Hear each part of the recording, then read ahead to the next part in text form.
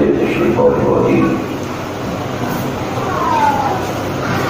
بسم الله الرحمن الرحيم قال ربي اشرح لي صدري ويسر لي أمري واحلل من لساني يفقهوا قولي واجعلني وزيرا من أهلي قال المؤلف رحمه الله ونفعنا بعلومه وبأسراره. Assalamualaikum warahmatullahi wabarakatuh. Alhamdulillah, alhamdulillahi rabbil alamin. Wassalatu wassalamu ala sayyidina Muhammadin sayyidil awwalin wal akhirin wa ala alihi wa sahbihi wa man ihtada bi hadihi ila yaumiddin. Amma ba'du. Bersama-sama kita hormati dan kita muliakan para asatidz, segenap pengurus Masjid Yaminul Yakin alladzi lam yudkar ismuhu, kita semua yang hadir, yang mudah-mudahan senantiasa selalu ada di dalam ridho dan maghfirah Allah Subhanahu wa taala. Puji syukur mari kita panjatkan kehadiran Allah. Salawat beserta salam senantiasa dawam kepada paduka alam, yakni Habibana al-Karim Muhammad sallallahu alaihi wa alihi wa sahbihi wa sallam, kepada para keluarganya, para sahabatnya, para tabi'in, para tabi'in sampai kepada kita selaku umatnya. Mudah-mudahan di yaumil qiyamah nanti kita mendapatkan syafaat Rasulullah sallallahu alaihi wasallam. Hadirin jemaah dimuliakan Allah. Seperti biasa, sebelum kita lanjutkan kembali kajian taklim kita, terlebih dahulu marilah kita bersama-sama membaca surah Al-Fatihah. Kita bertawassul kepada Sahibul Kitab, bermohon dan berdoa kepada Allah, mudah-mudahan kita senantiasa disehatkan oleh Allah, diberikan kemudahan dalam melaksanakan ibadah, dan mudah-mudahan di yaumil qiyamah nanti kita tercatat sebagai hamba-hamba yang akan mendapatkan kemuliaan dari Allah Subhanahu wa taala.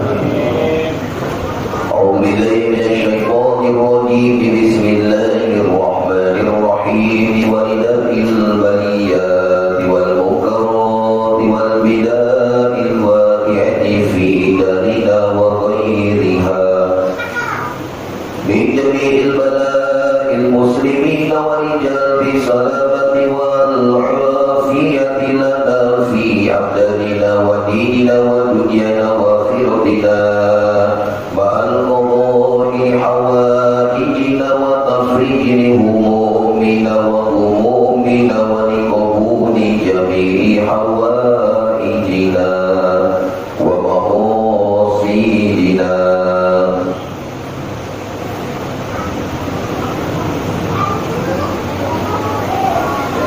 Biridhoka ya Allah, ya Allah, ya Allah, bihaqqil Fatihah. A'udzu billahi minasyaitonir rajim. Bismillahirrahmanirrahim. Alhamdulillahi rabbil alamin arrahmanir rahim maliki yaumiddin. Iyyaka na'budu wa iyyaka nasta'in. Ihdinas siratal mustaqim. Siratal ladzina an'amta 'alaihim ghairil maghdubi 'alaihim waladdallin.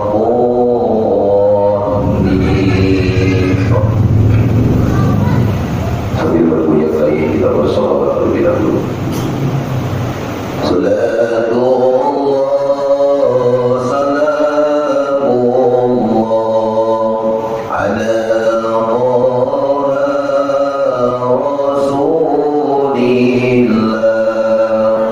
Salatullah salamullah ala yasin habib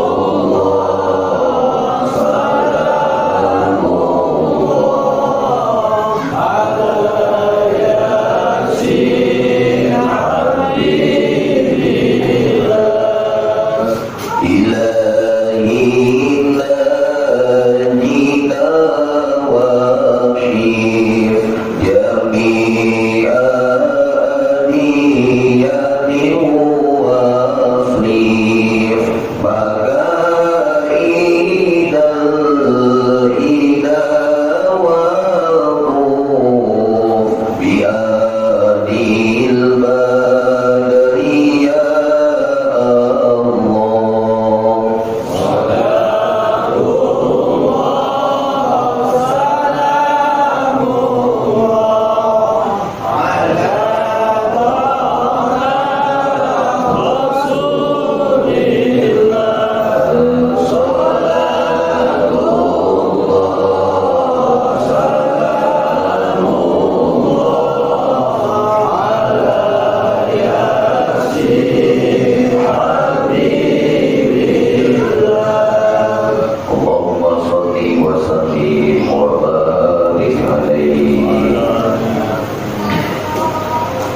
Mudah-mudahan sebatas sholawat kita tadi menjadikan wasilah di yaumil qiyamah, kita mendapatkan syafaat Rasulullah SAW, dan mudah-mudahan hidup kita, langkah kita senantiasa selalu ada di dalam ridho dan maghfirah Allah Subhanahu wa Ta'ala.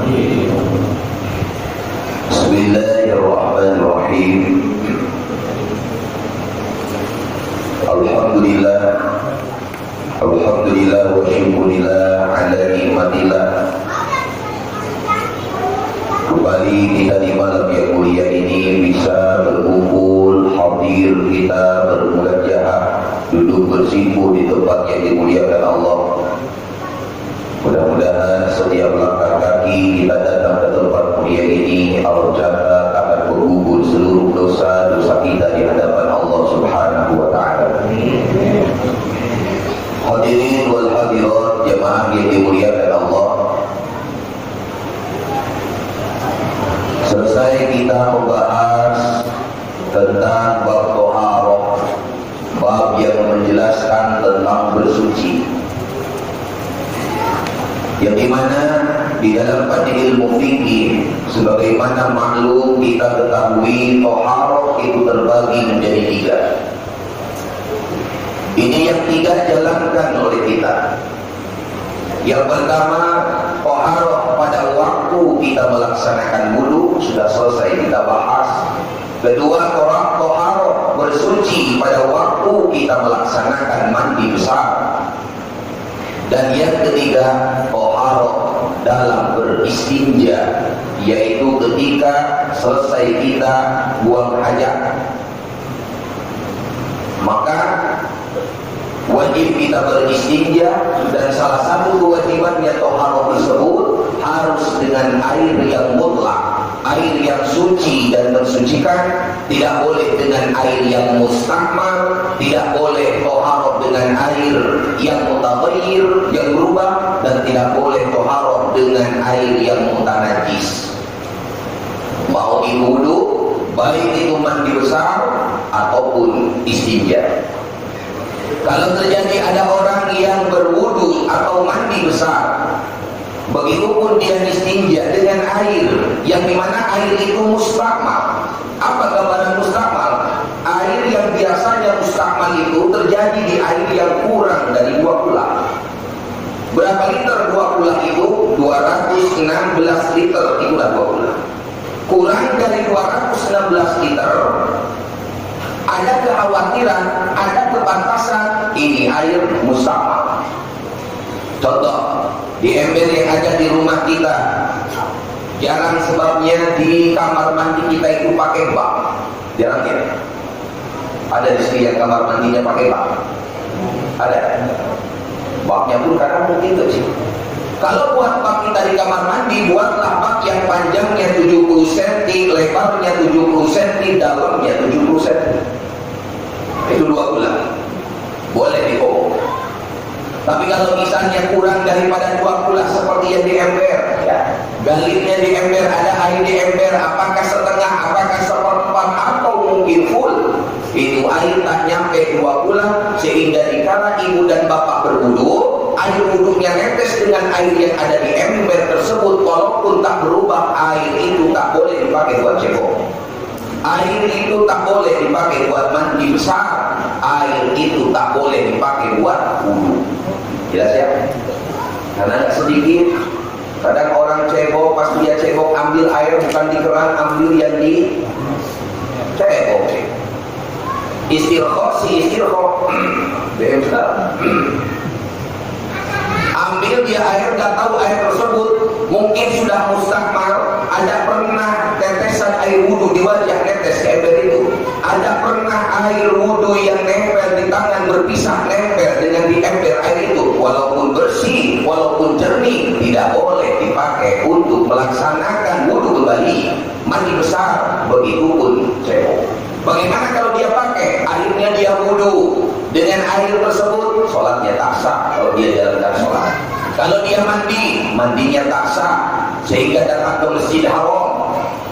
Bagaimana kalau dia cebok dengan air tersebut? Maka ketika dia cebok dengan air yang mustakmal, ceboknya dipandang tidak sah sehingga dia masih membawa najis. Kalau masih membawa najis nempel kemaluannya dengan celana dalamnya, mutanajis. Datang sholat, salat sholat, suci badan, suci pakaian, suci tempat. Badannya tak suci bawa najis, pakaiannya tak suci bawa najis. Datang ke masjid, Allahu Akbar, sampai nangis pun dia sholat tak bakal diterima sholat. Sebab kenapa? Toharohnya tak baik. Miftahul jannah as-sholat. Kunci dari sholat, kunci dari surga adalah sholat. Wa miftahu sholat atau toharoh. Kunci dari sholat toharoh.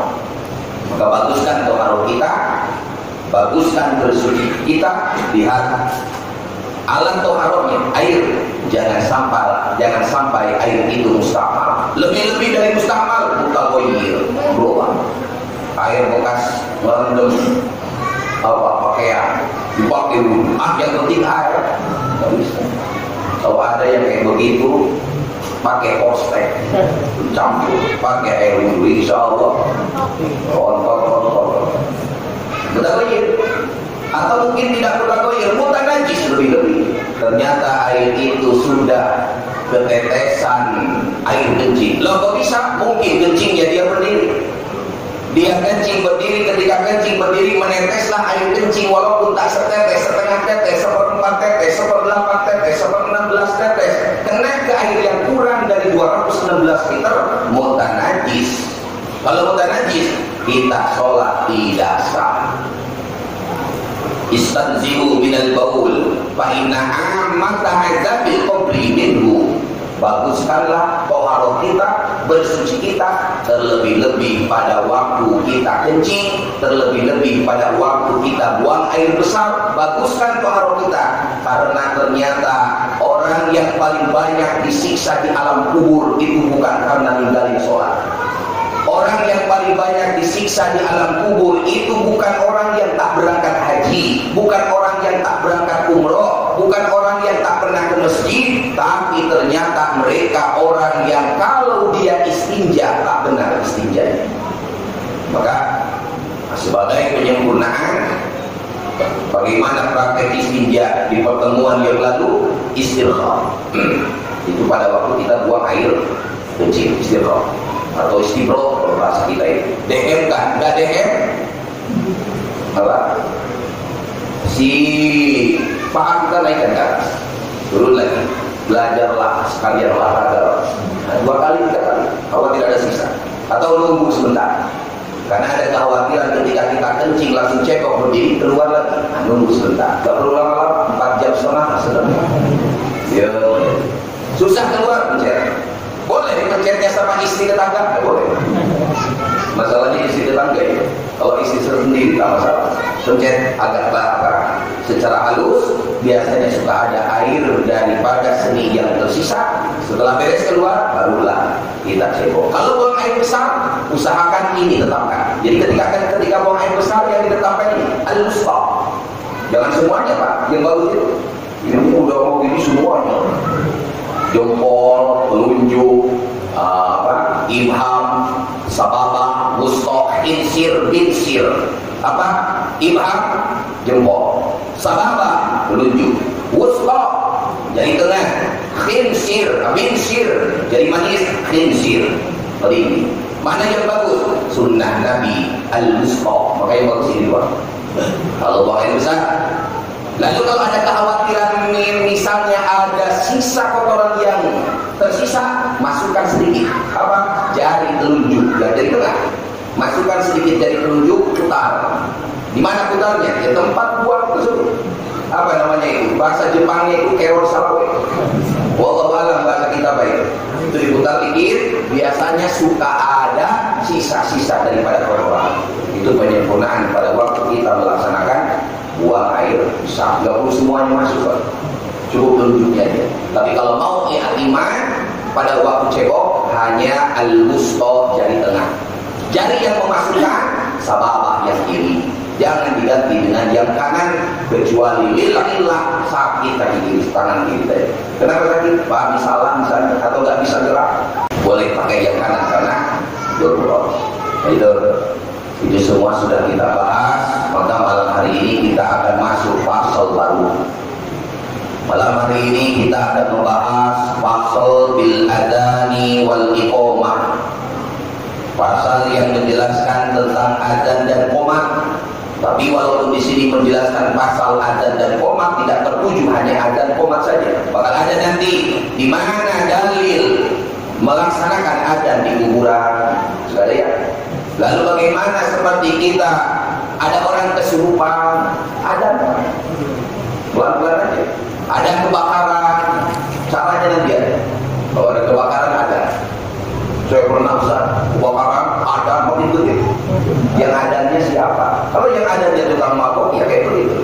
Tapi kalau yang adanya Pak Nurdin insya Allah ada hangus lah pokoknya. Makin parah. Walam anal adzan wal iqamah min khususiyati hadhil ummah kama qala as-Suyuti. Perlu kita ketahui dalam saluran madhab Imam Syafi'i sesungguhnya adzan dan qomat itu termasuk khususiyat dari Nabi kita Muhammad Sallallahu Alaihi Wasallam, ibadah yang khusus. Kalau ada yang nanya apakah Nabi Adam ada ibadah? Ada Adam, tak ada. Adam hanya ada di umatnya Nabi Muhammad Sallallahu Alaihi Wasallam. Begitupun Nabi Ibrahim, begitupun Nabi Musa, Nabi Isa. Jadi syariat itu bukan syariat Nabi kita saja. Dulu ada Nabi Adam punya syariat karena turun kitab di Nabi Adam. Kitabnya berjumlah 10. Punya anak Nabi Adam, anak yang bungsu namanya Sis. Itu yang Sis Allah kasih lagi kitab berjumlah 50. Adam 10, Sis 10. Sis 50, 60. Nabi Adam punya syariat sendiri namanya syariat Nabi Adam. Datang Nabi Idris mengikuti syariat Nabi Adam. Walaupun Allah kasih Nabi Idris kitab sebanyak 30, namanya subuh berupa lembaran. Ada Nabi Nuh. Nah, Nabi Nuh punya syariat sendiri. Datangnya Nabi Nuh menutup, menyalin, menghapus syariat Nabi Adam. Datang Nabi Ibrahim, dihapus syariat Nabi Nuh, begitupun syariat Nabi Adam. Datang Nabi Musa, Nabi Nuh, Nabi Ibrahim, begitupun Nabi Adam, syariatnya dihapus hingga datang Nabi Isa alaihissalam. Nabi Isa datang hingga Nabi Isa diangkat ke langit di usia 33 tahun 3 bulan 3 hari. Ada sekarang di langit kedua. Bagi yang pernah ke langit kedua bertemu dengan Nabi Isa. Nanti turun zamannya Nabi Isa. Kalau Dajjal sudah datang. Dajjal sudah datang, Imam Mahdi sudah mundur, tak sanggup melawan Dajjal. Kenapa tak sanggup? Karena yang bisa menghancurkan Dajjal cuma satu, Isa alaihissalam. Turun. Nah, datang Nabi Isa habis semua syariat, mulai dari syariat Musa, syariat Ibrahim, Nuh, begitupun Adam alaihissalam, hingga datangnya setelah Nabi Isa, itulah Nabi kita Muhammad sallallahu alaihi wasallam. Wa syari'atun nabi mansukhatun ila syari'atil anbiya. Datangnya syariat Nabi menghapus syariat Nabi-Nabi yang lain. Hanya ada di syariat Nabi kita. Maka berbahagia kita. Di syariat Nabi Adam tak ada. Begitupun Nabi Ibrahim dan Nabi yang lainnya. 124.000 Nabi tak ada azan. Adanya azan di syariat Nabi Muhammad sallallahu alaihi wasallam. Kapan dimulaikan azan? Wa syuri'at bi sanatil ula minal hijrah. Ternyata azan itu disyariatkan setelah Nabi hijrah di tahun pertama. Nabi dari Mekah hijrah, pindah. Kenapa? Memang terkadang ada, kita itu harus pindah. Kalau sudah melihat ada orang yang memang masyarakat itu sudah tidak sudah tak mau teratur hidupnya dengan hukum Allah. Maka Nabi pun sama. Di Mekah bertahun-tahun Nabi melaksanakan dakwahnya secara sembunyi-sembunyi, sholat sembunyi-sembunyi, baca Al-Quran sembunyi-sembunyi, ngaji sembunyi-sembunyi. Sekarang yang sembunyi-sembunyi apa? Pacaran aja sekarang terang-terangan. Tapi itu dakwah sembunyi-sembunyi. Kita mau ngaji kan? Kita mau sholat kan? Siapa yang kita mau sholat ada yang meludahi kita? Mau ngaji ada yang menolong dengan pistol. Kalau yang menolong siapa? Janda lewat Tuhan. Akhirnya belok. Ya, itu kebanyakan yang gagal audit di masjid gitu. Nah, datang Nabi ke Madinah tahun pertama, jadi disyariatkannya ada bukan di Mekah. Mekah itu jadi lihatnya luar biasa, benci ya dengan Nabi Muhammad. Mending kalau ada orang kurang bagus lisannya, mungkin kurang bagus akhlaknya, atau ada kontradiksi dengan tetangga, dengan orang yang lain nasab, Nabi dengan keluarganya sendiri mau dibunuh bahkan Rasulullah. Akhirnya hijrah Nabi dengan Abu Bakar Siddiq. Ketika hijrah datang ke Madinah, nah di Madinah inilah pertama kali disyariatkannya memandangkan azan dan juga iqamah. Lalu mana yang paling bagus antara azan dan iqamah? Wa in wal adzanu afdalu minal iqamah. Kalau harus dibundang banding antara melaksanakan azan wal iqamah dan qomat wal imamah dan menjadi imam, maka ada kalau dibandingkan ada dulu dengan qomat, maka ada lebih unggul. Zaid ada Umar qomat, maka yang bagus adalah yang azan. Tapi kalau yang tidak kita bandingkan, wal adzan minal wal iqamah wa inumat ilaihal imamah ala roji. Mana yang bagus? Ada seorang, beda orang, qomat beda orang, imam beda orang. Siapa yang ada? Zaid. Siapa yang qomat? Umar. Siapa yang jadi imam? Khalid. Maka yang paling bagus al-imamah al-roji, jadi imam lebih utama. Maka ada di kita itu dalam kaifiyat ini, usahakan yang ada si A, yang qomat pun si A. Itu paling bagus. Tapi bukan berarti kalaupun tidak sah, bukan. Si Zaid qomat ada. Selesai adzan dia mau qomat, mungkin batal atau mungkin ada kodoil hajat, mendadak pengen buang air besar, nggak mungkin kan qomat sambil buang air besar. Buang air besar biasa. Pergilah dia, datang siapa? Si Umar mengumandangkan azan. Apakah sah Zaid yang adzan, Umar yang qomat? Sah. Cuman kalau yang nanti menjadi imamnya adalah bakarlah yang paling utama dibandingkan yang tadi dalam segi pahala. Tapi kalau yang adzan Zaid, yang qomat Umar, kalau yang adzan Zaid, yang qomat pun Zaid, yang imamnya Khalid, maka Zaid lebih bagus daripada Khalid. Jelas ya? Maka harus mau kita menjadi muadzin itu. Dia adzan, dia qomat. Tapi jangan gara-gara saya ngomong seperti ini, akhirnya ampli bawah. Wah bener nih sosok. Gua males jadi imam, pernah terakhir jadi imam main saya. Udah aku mau adzan aja. Ternyata ditelusuri dalam kitabnya adzan dan qomat kalau dia orangnya lebih bagus daripada imam. Aku mau jadi adzan saja. Di bawah ampli malu malu. Saya orang mau adzan di mana ini enggak pada adzan. Maka dalam riwayat Ashab 40 hari orang melaksanakan adzan berturut-turut, itu akan menjadikan sebab Allah akan jauhkan dia, dibebaskan dia dari dua hal. Yang pertama, dia akan dibebaskan daripada sifat munafik. Yang kedua, dia dibebaskan daripada azab kubur. Dan dari 10 orang di dalam hadis, la yubla asyraq, tak bakal membusuk 10 orang. Salah satunya muadzin. Orang yang suka adzan tak bakal membusuk jasadnya. Gak percaya? Ayo, mati aja dulu. Biasanya sudah ada. Nanti beres meninggal laporan. Membusuk enggak apa. Kenapa? Dia selalu mengumandangkan azan. Maka di sini utama. Tapi kalau yang mengumandangkan azan ternyata Zaid, qomatnya Umar, imamnya Khalid yang utama. Tapi kalau azan dan qomat Zaid yang bawa, sedangkan yang menjadi imam Umar atau Khalid, maka Khalid tersebutlah apakah Zaid lah yang lebih utama. Alasannya mana? Pasti butuh alasan, butuh dalil, butuh hujah kenapa di sini adzan lebih utama. Al-adzanu afdalu minal imamah li annahu warada annal muadzin amin. Karena sesungguhnya orang yang mengumandangkan amin, namanya amin. Bukan amin orang baca kulit, Pak. Amin itu orang yang terpercaya ngajak orang sholat. Aminun, mengundang mereka untuk melaksanakan ibadah. Sedangkan wal imam domin, wal amin ashab. Sedangkan imam itu penanggung, domin. Kalau muadzin, aminun pangkatnya. Kalau imam, dominun pangkat. Apa domin? Penanggung. Apa aminun? Terpercaya. Contoh, kalau aminun berarti lisannya terpercaya. Kalau dominun penanggung, mana imam penanggung itu begini. Kalau Pak Nurdin jadi imam, takbir Allahu Akbar.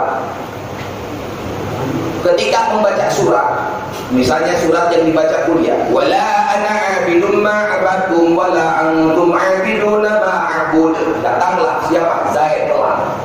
Zaid datang telat, lakum dinukum waliyadin. Maka waliyadin, rukulah Pak Nurdin. Zaid sudah takbiratul ihram. Ini Zaid yang makmum telat, tak perlu lagi baca Fatihah, apalagi baca surat, cukup ruku. Dalilnya mana? Al-imamu domin, imam yang menanggung. Qiraatul imam, qiraatul makmum. Apa yang dibaca imam, maka makmum pun mendapatkan pahala, walaupun makmum tak baca surat. Maka kalau sholatnya jahar, seperti sholat isya, maghrib, dan sholat subuh, imam baca Fatihah, prakteknya itu kita diam. Jangan ikut baca Fatihah. Kadang ada orang ketika imam baca Fatihah, dia ngikutin. Imam baca Fatihah, bagaimana kita sebagai makmum diam, dengarkan Fatihah si imam. Faiza quri'al Qur'an fastami'u, dengarkan, simak dengan baik. Dan ketika imam membaca surat, barulah di situ kita selaku makmum membaca Al-Fatihah, baca Fatihah. Ghairil maghdubi 'alaihim waladdallin. Lalu bagaimana setelah beres sholat dhalin ternyata imam baca suratnya Al-Baqarah 286 ayat. Apakah ada sunnah bagi si makmum baca Fatihah, baca surat Al-Baqarah tadi? Maka bagi si makmum pasti cukup dengar. Imam tuh biarin Al-Qadhi, amin. Imam baca Al-Baqarah dengar ini dengan khusyuk. Tapi kalau rame, akhirnya nggak terdengar ucapan si imam. Apa yang dibaca sama si imam? Batalhum kamatsalil ladzi istawqada nara walamma adu asma'u. Nggak terdengar oleh kita. Kalau ramenya di ibu kota, mungkin ada yang bermain musik, mungkin ada yang bermain baca surat. Surat apa? Jelas. Tapi selama terdengar sama kita suaranya, mau enak, mau tak enak, lafaznya jelas, cukup dengarkan, itu lebih bagus dari baca. Dengerin. Kalau suratnya Al-Baqarah harus dengerin. Tapi kalau suratnya Al-Ikhlas, qul huwallahu, dengerin. Ada yang begitu. Tidak. Nah, ini. Tapi kalau misalnya memang tak bisa khusyuk, ketika kita mendengarkan suara imam agak kurang terdengar, ikut baca sama kita surat, walaupun tak bisa surat Al-Baqarah, daripada diam pikiran kemana-mana, bacalah surat yang memang kita hafal. Tapi kalau sanggup kita, seperti yang sholat itu tepat di belakang si imam, ketika imam membaca surat, maka terdengar dengan jelas, lebih bagus dengarkan. Cukup tak perlu dia baca surat. Tak perlu dia mengulang Fatihah, cukup dengarkan. Setelah dia beres membaca Al-Fatihah, jelas ya? Cukup. Dari mana aja sampai sini? Kalau aja mesti berwudu atau tidak? Oh ya, masih panjang. Apakah ketika adzan harus berwudu? Makna wudu di sini bukan hukum wajib. Andaikan terjadi ada orang yang melaksanakan adzan tapi dia tak punya wudu, sepakat ulama adzannya sah walakin yukrahu, makruh. Nah, saya jelaskan ini biar paham dulu. Tapi sebagus-bagusnya kita dalam ibadah jangan sampai kita menimbulkan hukum makruh yang bisa mengurangi pahala. Ada yang lain. Tapi kalau misalnya dia sama sekali nggak bisa mengumandangkan adzan waktu bahkan sudah tiba mungkin ngantri, sedangkan yang sudah wudu tak sanggup dia jalankan adzan. Kenapa tak sanggup? Terakhir kali ketika dia adzan, asyhadu an la ilaha illallah wa akbar. Akhirnya dia nggak mau adzan lagi. Ada yang sanggup tapi belum wudu, mau wudu ngantrinya. Sedangkan di Nuriyati ini luar biasa, kalau berjamaah itu sampai ke kentai segala, saking antusias orang. Nah maka boleh si jahit, apakah sah ketika dia azan tanpa berwudu? Sah. Walakin yukroh, akan tetapi pahalanya yang harusnya 100% dikurangi dikarenakan tak punya wudu 25%. Ya udah, nggak bisa. Jelas ya? Cukup. Ada lagi? Jelas ya? Tapi ada tapi. Siapa yang menjawab? Syekh Jamalur Romli. Jadi Syekh Jamalur Romli di masanya itu ulama paling terkemuka, ahli fatwa di dunia itu. Di zamannya apapun masalah agama, Syekh Jamalur Romli. Apa kata Syekh Jamalur Romli? Aku kurang setuju. Aku kurang setuju kalau ada orang yang mengatakan bahwa adzan yang qomat yang dia laksanakan pahalanya lebih besar daripada imam. Imam lebih hebat. Kata siapa? Syekh Jamalur Romli. Banyak ulama-ulama dahulu mengatakan adzan dan qomat itu utama dibandingkan imam pahalanya. Tak cocok. Aku tak cocok. Imam lebih utama. Kenapa imam lebih utama? Pasti Syekh Jamalur Romli mengatakan imam lebih utama daripada adzan dan qomat. Ada dalil. Idza wujidatul hukmu wujidatul ilah wa idzan tafal hukmu intafal ilah. Di mana-mana ditemukan hukum bahwa menjadi imam lebih utama daripada adzan dan qomat, wujidatul ilah, harus ada alasannya. Kamu jatuhkan hukum harus tanggung jawab. Apa alasannya? Kenapa mengatakan imam lebih bagus daripada adzan dan qomat? Kata Syekh Jamalur Romli, dikarenakan syarat menjadi imam berdoa. Adzan mah boleh, tadi nggak wudu, betul. Tapi kalau imam, adzan yang adzan siapa? Anak kecil udah balik, baru usia 15, 14, adzan boleh. Tapi kalau imam nggak sembarangan, walaupun dia pangkatnya sudah haji 20 kali, tak bisa baca Fatihah lewat, nggak bisa. Maka jadi imam itu kita harus mau, Pak, belajar. Ya minimal imam dululah di dohor dan asar, Pak. Bapak jangan sampai ketika imam pada bubar semua. Lalu bagaimana? Minimal kita belajar di dohor dan asar. Kenapa dohor dan asar? Sir. Dohor dan asar itu modalnya cuma satu, takbiratul ihram. Allah. Agak bagus kan nih? Ada orang takbiratul ihram kurang semangat kan? Halo, Akbar. Yang bagus kata Imam Ghazali yang menguasai hadis 300.000 hadis, ketika takbiratul ihram melongkan tenggorokan kita. Makanya sebelum takbir itu ada bacaan sunnah seperti apa? Baca qul a'udzu binnas, hadis yang memang disebutkan sahabat Utsman nanya ke Rasulullah, dibaca sama kita. Bahkan ditambah sebagian oleh para ulama istighfar kita, baca istighfar, pejamkan pandangan, lalu tetapkan mata itu ke tempat sujud. Ada istilah talafut, melafazkan niat, ada istilah membaca suratul amrobinas, barulah mulai takbir. Ketika takbir, kosongkan pikiran kita, longkan tenggorokan kita. Allah, digemakan disebutnya. Allahu Akbar. Allah. Dan sholat juga. Gak semangat goyang.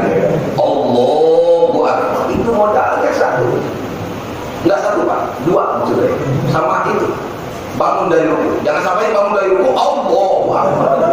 Hari ini saya ngomong begitu, Bapak pas bangun dari ruku subhanallah azim wa bihamdi Allahu Akbar. Kata mampu sampai Allah. Oh, lupa gua ngapalinnya Allahu Akbar. Baca sami Allahu liman hamidah sampai terakhir salam. Lambat laun dohor asar mulai kebiasaan dia mau jadi imam maghrib. Maghrib itu kan disebutnya qisarul mufassal, surat-surat pendek. Kalau ada imam maghrib baca suratnya Al-Baqarah, demo kita bareng-bareng. Termasuk saya, kenapa ya Pak? Saya bikin demo kurang ajar ya. Nah, Al-Baqarah, Ustaz Boko, Al-Baqarah, tak boleh. Soalnya pernah terjadi datang Mu'adz bin Jabal, afadun nas ya Mu'adz. Emangnya kamu mau menjadi fitnah, ingin orang-orang keluar dari Islam? Kenapa ya Rasulullah? Ketika sahabat melaksanakan sholat, dia lupa rokok, ternyata Mu'adz bin Jabal suratnya rakaat pertama Al-Baqarah 486 ayat, mending kalau ruku masih rakaat pertama ditambah Al-Imran bersama dengan 486 ayat. Ada sahabat yang protes. Satu, sahabat tersebut memisahkan dirinya duluan, yang lainnya ikuti, walaupun selesai sholat ngoceh-ngoceh bilang sama Pak, itu sahabat apalagi kita. Gue pengen Cina anak, gue pengen kaki, gue gak kira aja, gue tungguin pedal macam-macam lah. Tapi sahabat sadar, akhirnya laporan, wahai Syekh, wahai Mu'adz bin Jabal, ada satu sahabat yang dimana dia keluar ketika engkau menjadi imam. Wah, munafik, dia orang munafik. Tak terima dia disebut munafik, lapor Rasulullah. Ya Rasul, aku disebut munafik oleh Mu'adz. Alasannya, bla bla bla, kaza bi kaza. Saya sholat Mu'adz surat yang panjang, 2 surat dia langsung jalankan di rakaat pertama. Panggil Mu'adz bin Jabal. Mu'adz, apakah kau ingin umat-umat Islam keluar dari agama Islam dikarenakan kamu membaca ketika sholat dengan surat-surat yang panjang? Lalu apa yang dibaca surat? Kalau subuh dan juga dohor, pakailah surat-surat yang disebut dengan ulul mufassal. Apa? Surat yang seperti surat Qaf, surat Tabarok, itu sekitar 30 ayat atau 40 ayat sebenarnya. Subuh dohor. Kalau asar, begitupun isya, pakailah ausatul mufassal. Yang bagus itu surat-surat pertengahan, Al-Maidah pertengahan, Al-Baqarah pertengahan, begitupun Al-Imran pertengahan. Giliran maghrib, Qisarul mufassal, juz amma, batini, kuliah, kulbuna, itulah yang biasa dari kita balak, dinas, itu salah satu yang dianjurkan oleh Nabi, kecuali sholat sendiri. Kalau sholat sendiri bebas, semakin panjang sholat sendiri semakin mantap. Baca apa? Al-Baqarah atau Al-Imran. Yuk, sambil nyender, nyender aja, enak amat dia orang sholat. Nah ini, nah kata Syekh Jamalur Romli bahwa menjadi imam lebih utama daripada mengumandangkan azan, begitupun mengumandangkan iqamah, karena syarat menjadi imam itu berat. Kalau imamnya tak benar, imamnya tak baik, syarat yang 10 itu hilang, jadi imamnya tak sah, sholat kita pun tidak sah. Salah satunya yang berat apa? Imam itu fasihun, harus tergolong orang yang fasihun, mengenal makharijul huruf yang 17 paham dia. Huruf ain, huruf kha, huruf ghin, huruf zal, huruf zai bisa dia bedakan tak sampai tagoyur. Makanya kalau kita guru itu, kalau dalam kitab Nahul Jazariyah ataupun Fathul Akbar, salah satu syarat ketika belajar ilmu tajwid biar pasien memandang lisan guru. Dipandang, jangan baca Quran itu dulu. Udah duduk, ini nggak bisa. Minimal apa? Fatihah, fasih, harus apa? Menguasai. Atau fakihun, selain fasih tak lahan itu tak timbul kecacatan. Kalau timbulnya kecacatan ada lahan jali, ada lahan khofi. Kalau lahan jali bisa membedakan yang awam dan yang alim. Alhamdulillah dipanjangkan. Lahan jali, apa lahan jali? Kesalahan yang fatal. Jangankan kita yang awam, yang alim, misalnya ada orang alim, yang awam pun paham. Oh, dia baca Fatihahnya bunyinya dipanjangkan sih Pak. Itu namanya lahan jali. Kesalahan yang fatal yang bisa berubah kepada makna, maka tak tergolong daripada orang yang hak untuk menjadi syarat dia seorang imam. Beda lagi dengan lahan khofi. Lahan khofi masih ada kebingungan. Seperti apa? Kurang guna.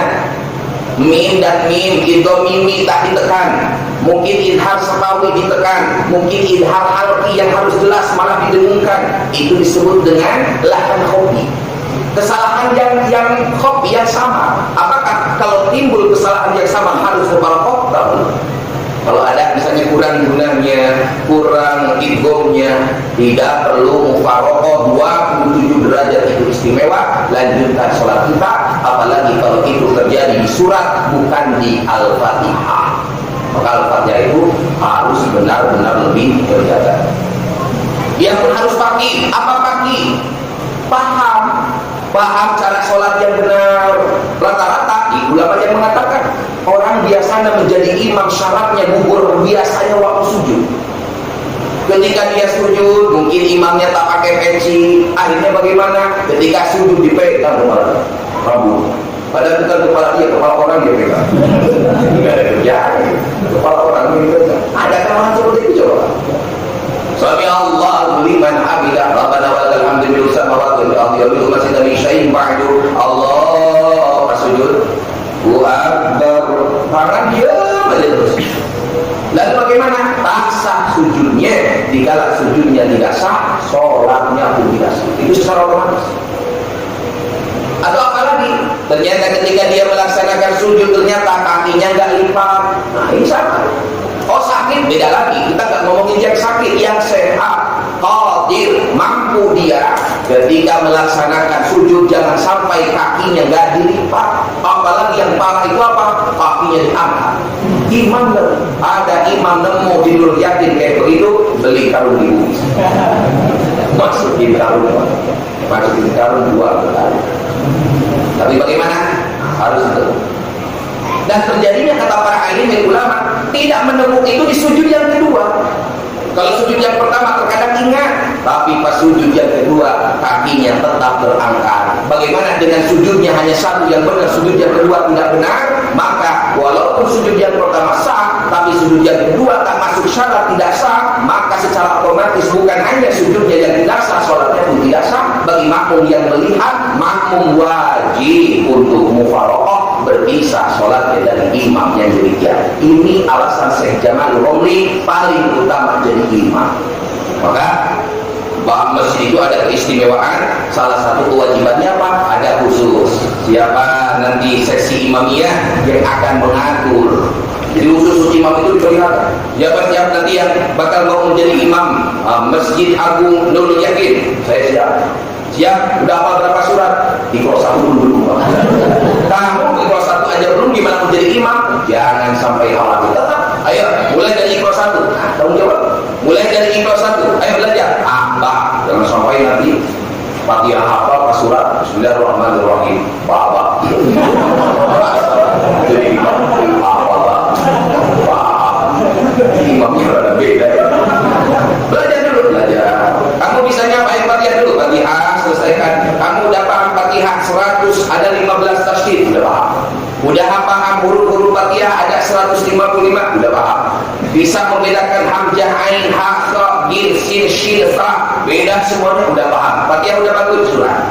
Surat apa? Mulai mungkin dari An-Nas. Walaupun hanya An-Nas saja terus kita. Naik ke Al-Falaq, naik ke Qul hingga surat yang lainnya. Jangan sampai apa? Aduh, saya nggak mau jadi imam, besar pada jadi imam juga. Jangan sampai akhirnya kita nggak bisa membaca surat, kurang hafal, tak mau kita menjadi imam. Maknanya bukan harus berani menjadi imam, bukan. Belajar, berani belajar, jangan malu. Ada mungkin pengajian di Nurul Yakin, atau mungkin orang yang agak paham tentang bacaan kawan kita, mungkin anak kita, mungkin dia cucu kita datang. Nah, pakai itu dulu hamzah, jangan ikuti. Ayo, pakai bereskan dulu Fatihah. Akhirnya beres Fatihah hafal, begitupun beres surat pun hafal, udah bisa. Kata anak, kata cucunya, pakai, kata saya sekarang dulu kakek, pakai cium tangan bisa. Ada cucu kayak begitu, kayak kurang aja. Ya, sama seperti istri suami tadi.